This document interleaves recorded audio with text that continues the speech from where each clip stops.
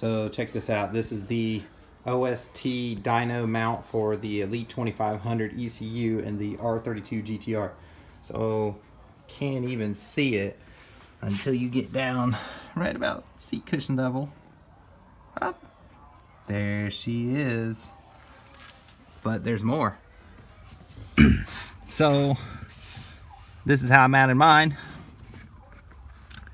If you want to ever want to mount this in a car with the Elite or Pro wiring specialties harness, you have to turn it this way. I know he sells them with it turned 180 degrees, but with the Elite, or sorry, the wiring specialties Pro harness, this is about as much length as you'll have, so you have to mount it in this direction to get it to work.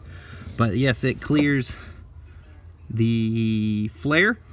The flare clears just fine. If you want to get it out, you have to pull it straight out and then push it straight in, and it clears just fine. But there she is, ladies and gentlemen, underneath the glove box.